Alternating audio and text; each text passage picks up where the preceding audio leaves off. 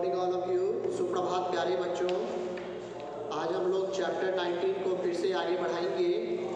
ठीक है, chapter 19 history में हम लोग पढ़ रहे थे मॉन्यूमेंटल आर्किटेक्चर के बारे में।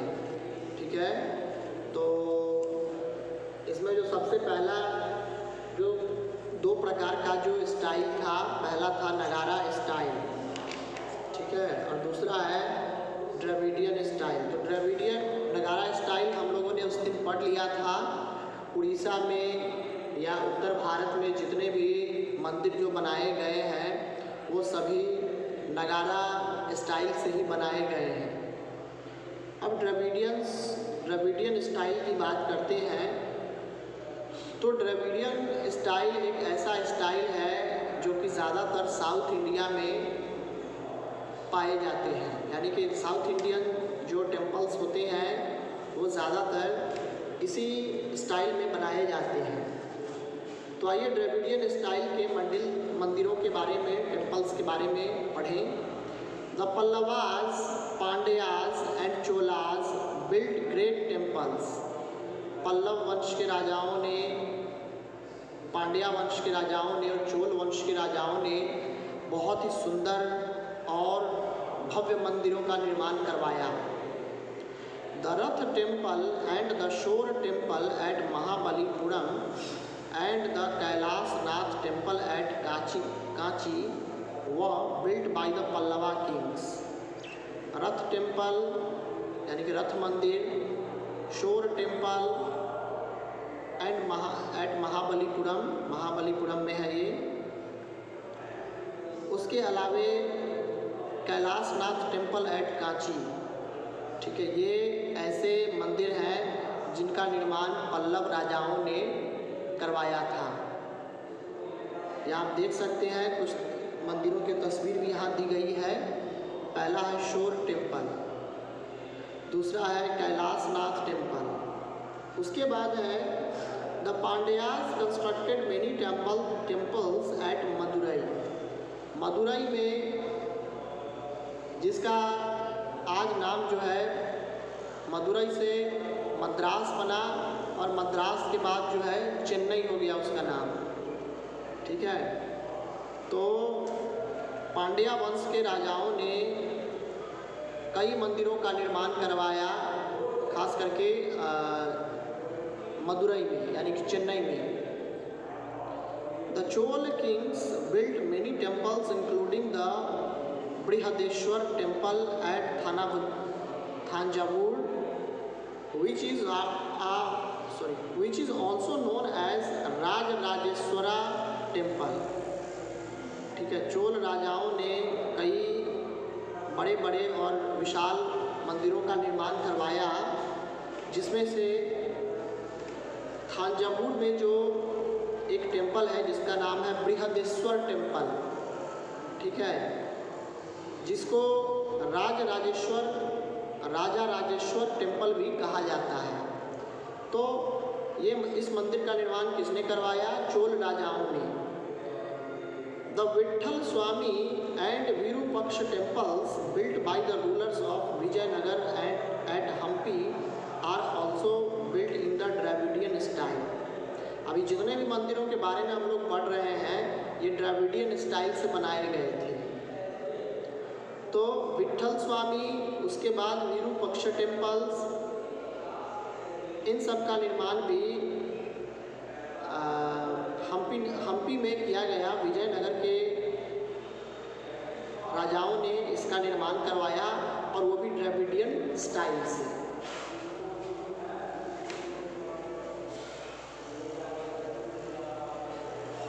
उसके बाद है यहाँ कुछ फैक्ट दिया गया है, विस्ता फैक्ट, ध्यान से सुनेंगे। The temples during the Chola period was the hub of social, economic and cultural life. यानी कि चोल वंश के समय ये जो मंदिर थे यहाँ सोशल, इकोनॉमिक और कल्चरल लाइफ का ये हब हुआ करता था। सांस्कृतिक, पारंपरिक एवं आर्थिक जीवन का वो हब माना जाता था। वहाँ बहुत सारे लोग, एक बहुत लंबी चौड़ी भीड़ लगी रहती थी। देश विदेश से लोग घूमने के लिए, मेला देखने के लिए आते थे। The settlements grew around temples, धीरे धीरे उन मंदिरों के आसपास सेटलमेंट्स यानी कि गांव जो है बसते चला गया। Temples were built on large areas donated by the kings and rich land owners as devadana. ठीक है, यानी कि टेम्पल्स का निर्माण जो है एक लंबे एरिया में किया गया, एक बहुत दूरी पर किया गया। डोनेटेड बाय द किंग्स, जिसे राजा ने क्या कर दिया था, दान में दे दिया था। And rich land owners as devadana, और जो बहुत बड़े बड़े जो राजा महाराजा थे, जो जमींदार थे, उन्होंने देवदान मतलब दान स्वरूप उन्होंने मंदिरों के लिए जगह दे दिया। The tax collected from these lands was used in the upkeep of the temples, और इन लैंड से यानी कि उन भूमि से जो टैक्स प्राप्त होता है वो मंदिरों के उत्थान के लिए यूज़ किया जाता है। Priests, dancers, musicians, garland makers, idol makers, cooks etc lived in the temple. बहुत सारे लोग जैसे कि पुजारी जो पूजा करते हैं, जो पंडित जी होते हैं, डांसर्स नर्तकी नाचने वाली, म्यूजिशियंस संगीतकार, ठीक है, गार्लैंड मेकर्स यानी कि माली, एंड आइडल मेकर्स मूर्तिकार, कुक्स खाना पकाने वाला रसोइया, ये सभी टेम्पल के अंदर ही रहते हैं, टेम्पल में ही रहते हैं। The priests taught the children in the temple courtyards। ठीक है, यानी कि उस मंदिर में जो पुजारी होते हैं, जो मठाधीश होते हैं, वो क्या करते हैं, वो टेम्पल के कर्ट यार्ड में ही, उसी प्रांगण में बच्चों को शिक्षा देते हैं, उन्हें पढ़ाते हैं। उसके बाद है द सल्तनत पीरियड। अब आइए, अब सल्तनत पीरियड की शुरुआत जब हुई तो थोड़ा सा मंदिरों के निर्माण में कमी आई और मंदिर के जगह पर मस्जिद, उसके अलावे कई दूसरे प्रकार के मॉन्यूमेंट्स जो है बनने लगे। आइए देखें। When the Turks and Afghans came to India, they introduced Persian and Arabic styles and techniques of architecture। यानी कि जब तुर्क वाले और जब अफ़गान वाले लोग यहाँ आए तो उन्होंने पर्शियन स्टाइल और अरेबिक स्टाइल से लोगों को अवगत कराया। तो इस तरह से भी आप घर, मंदिर, महल वगैरह बना सकते हैं। They blended these styles with the existing Indian styles। उन्होंने क्या किया कि उसी स्टाइल को जो भारत में स्टाइल था उसके साथ मिक्सअप कर दिया। This gave rise to the Indo-Islamic style of architecture। और इसी से इंडो-इस्लामिक स्टाइल आर्किटेक्चर में जन्म लिया। चलिए अब आते हैं। Now the next topic is Indo-Islamic style। What is Indo-Islamic style? आइए पढ़ें। The arch and the dome were the main features of Central Asian architecture। Central Asian architecture का जो मुख्य उद्देश्य था, जो उसकी विशेषताएं थी, वो था आर्च लाइक स्ट्रक्चर, एक धनुष के जैसा आकार होना। एंड द डोम मतलब गुंबजाकार, ठीक है। These were used in buildings during this period। इन सभी विशेषताओं का इस्तेमाल इस पीरियड में किया जाने लगा। Now pillars were not required to support the roofs। अब किसी भी छत को सपोर्ट करने के लिए मोटे और लंबे पिलर की ज़रूरत नहीं थी। Initially there were half domes which gave way to full domes। ठीक है, अगर देखा जाए तो पहले हाफ डोम होता था, मतलब छोटा सा, फिर उसके ऊपर से एक गुंबद बना दिया, फिर उसके ऊपर से फिर उसके ऊपर, just like this.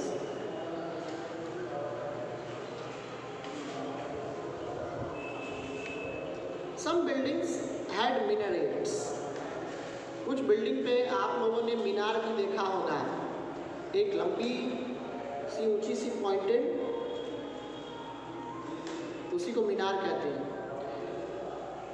Stone was the most preferred building material, सबसे ज़्यादा जो पसंद किया जाता था बिल्डिंग मटेरियल को, यानी कि बिल्डिंग बनाने के लिए जिस मटेरियल को सबसे ज़्यादा लाइक किया जाता था वो था स्टोन। स्टोन मीन्स पत्थर। पत्थर को तराश करके पहले मंदिर वगैरह बनाया जाता था, मूर्ति बनाई जाती थी। Red sandstone was widely used as a building material, यानी कि लाल वाला जो सैंडस्टोन था वो बिल्डिंग मटेरियल के लिए बहुत उपयोगी होता था। Later monuments were made of stone covered with plaster, आगे चल कर के इन मॉन्यूमेंट्स का निर्माण किया गया पत्थरों से ही, कवर्ड विद प्लास्टर, और जिसको ऊपर से प्लास्टर से कवर कर दिया जाता था। The buildings were decorated with floral and geometric patterns, buildings जो थे उनको फ्लोरल मतलब फ्लावर, फूलों से, और जियोमेट्रिक पैटर्न्स, जियोमेट्री में जो हम लोग पैटर्न्स पढ़ते हैं उसके आधार पर उसे डेकोरेट किया जाता था। Hindu motifs like the bell, lotus and the swastika were used to decorate building surfaces. Motifs, the repeated smaller shapes in a large one, ठीक है। हिंदू मोटिव्स यानी कि हिंदुओं के द्वारा जो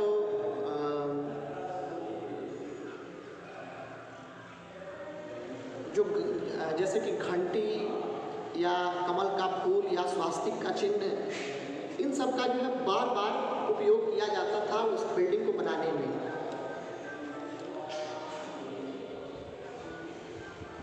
human and animal forms were avoided, कोई भी ह्यूमन या एनिमल फॉर्म्स जो है इसमें अवॉइड किया जाता था। Glazed tiles were also used to decorate the building surfaces, उस बिल्डिंग के सरफेस को, यानी कि जो समतल भूमि है, सतह को किस चीज़ से किया जाता था? ग्लेज्ड टाइल्स, ग्लेज मतलब चमकता हुआ टाइल से जो है उसको बनाया जाता था। Verses from the Quran were carved beautifully on the walls, depicting fine examples of calligraphy,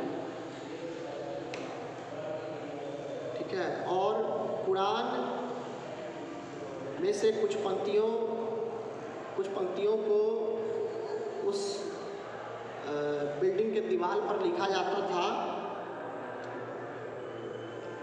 जिसको कैलीग्राफी कहते हैं। Art of writing with decorative strokes, एक अच्छे खासे अक्षरों में सजा करके लिखा जाता था। उसके बाद है मॉन्यूमेंट्स। मॉन्यूमेंट्स मीन्स ऐतिहासिक इमारतें। The sultans of Delhi built many memorable monuments, यानी कि दिल्ली के सुल्तान ने कई यादगार मॉन्यूमेंट्स का निर्माण करवाया।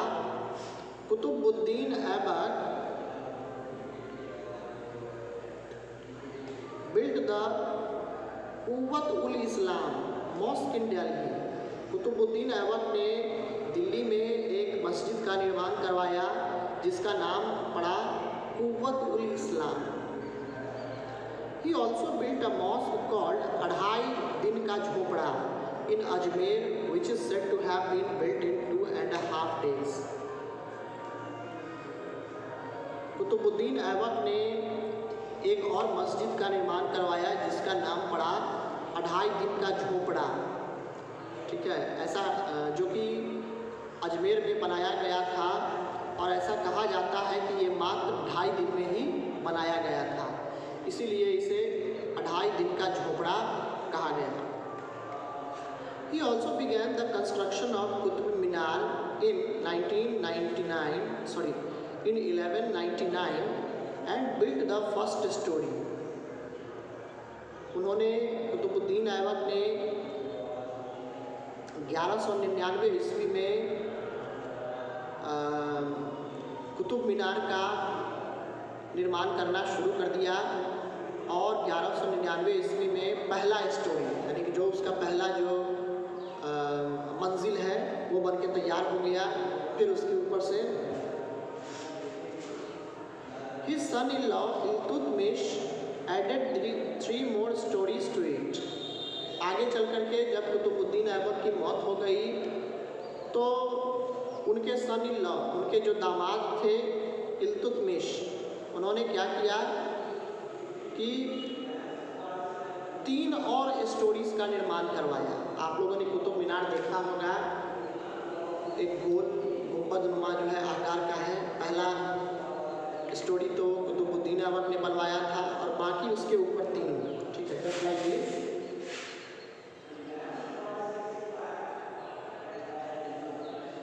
ठीक है, मान लीजिए ये जो है यहाँ पर जो है कर दिया है। अब यहाँ से अगर हम मान लीजिए यहाँ से 3 जो है अलग अलग जो है, फिर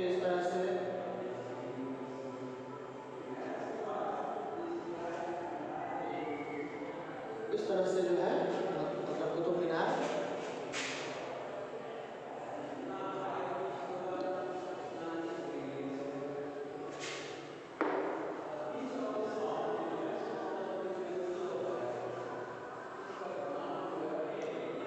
इस तरह से जो है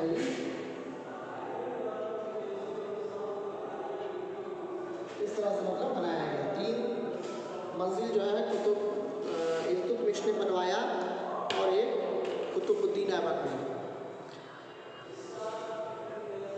letter Firoz Shah Tughlaq added the 5th and the last story to it. ठीक है, आगे चल करके फिरोज शाह तुगलक ने 5वां और अंतिम उसके बाद मंजिल का निर्माण करवाया। यानी कि 3 लोगों ने मिल करके इस कुतुब मीनार का निर्माण करवाया। सबसे पहले कुतुबुद्दीन ऐबक, दूसरे नंबर पर इल्तुतमिश और तीसरे नंबर पर Firoz Shah Tughlaq. The Qutub Minar is 73 metres high and has 379 stairs. Qutub Minar की ऊंचाई 73 मीटर है और इसमें कुल मिलाकर के 379 सीढ़ियाँ हैं। It is believe that it was named after the Chishti saint Sheikh Qutbuddin Bakhtiyar Kaki. ठीक है, ऐसा विश्वास किया जाता है कि कुतुब मीनार का नाम जो है एक संत थे जिनका नाम था शेख कुतुबुद्दीन बख्तियार काकी। उन्हीं के नाम पर कुतुबुद्दीन ऐबक ने इस मीनार का नाम कुतुब मीनार रखा। The Alai Darwaza and Alai Minar near Qutub Minar were built by Alauddin Khalji, though Alai Minar remains an unfinished structure. ठीक है, अलाई दरवाज़ा और अलाई मीनार का निर्माण जो है कुतुब मीनार के पास ही करवाया गया और इसका निर्माण करवाया अलाउद्दीन खिलजी ने। ठीक है, दो Alai Minar remains an unfinished structure. Alai Darwaza तो किसी तरह से बन गया लेकिन अलाई मीनार जो है अनफिनिश्ड स्ट्रक्चर साबित हुआ, मतलब पूरी तरह से वो बनकर तैयार नहीं हो पाया, आधा अधूरा ही रह गया। यहाँ पिक्चर्स भी देख सकते हैं।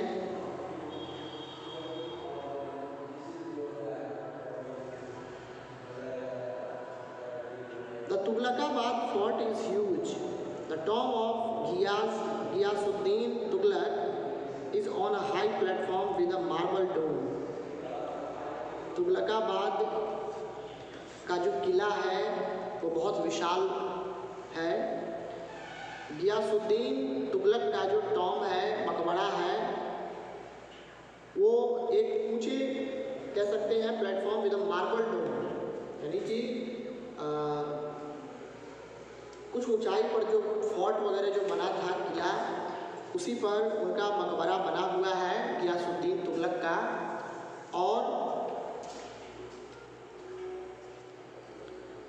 विद अ मार्बल डोम, और उसका जो डोम है, ठीक है, उसका जो शेप है वो मार्बल का बना हुआ है।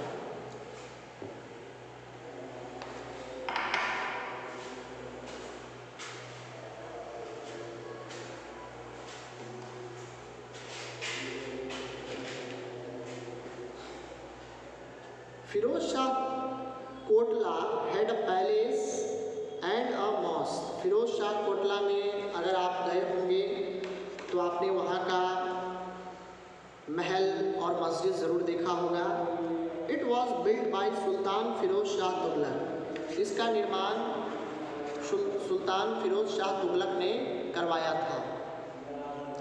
The tombs of the Lodi rulers were placed on a high platform inside a garden. यानी कि लोदी शासकों का जो टॉम था, मकबरा था, वो एक हाई प्लेटफॉर्म, ठीक है, उस गार्डन के ऊंचे एक प्लेटफॉर्म वगैरह बना दिया गया है, चबूतरा टाइप का, ठीक है, उसी पर टॉम है। There were numerous baolis constructed during this period as well.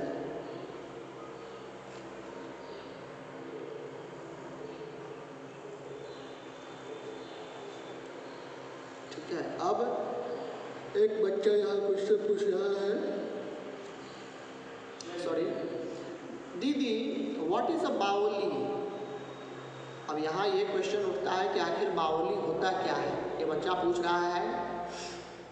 जवाब देती है लड़की, आदि अ Baoli is a step well.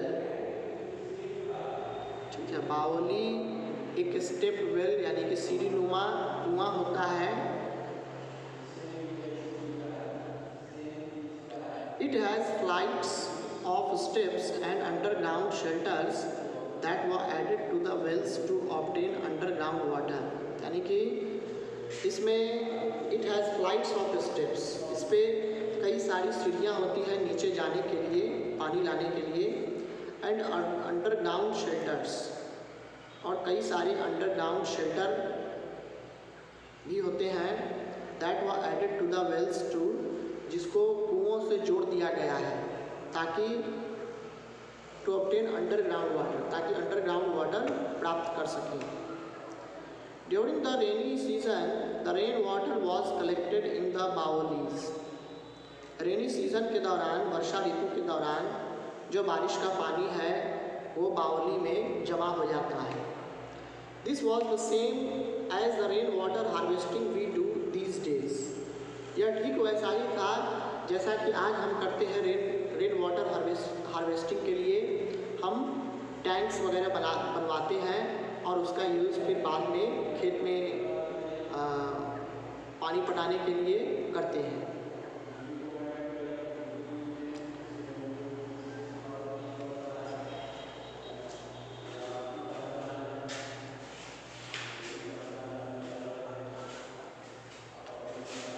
चलिए, तो यहाँ तक तो खत्म हो गया। कल से हम लोग शुरू करेंगे पेज नंबर 174 में।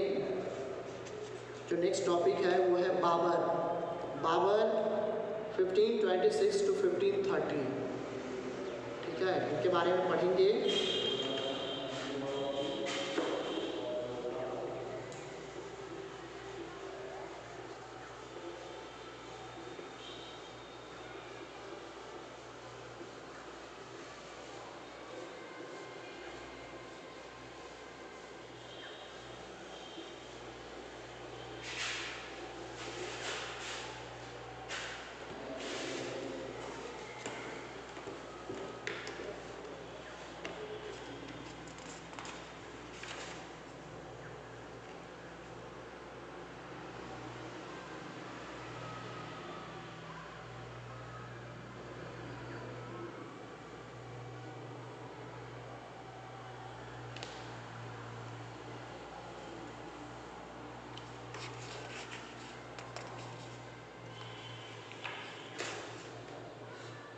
ठीक है बच्चों, तो आज के लिए इतना ही। कल से हम लोग पावर के बारे में पढ़ेंगे। ठीक है, thanks for watching this video, God bless you.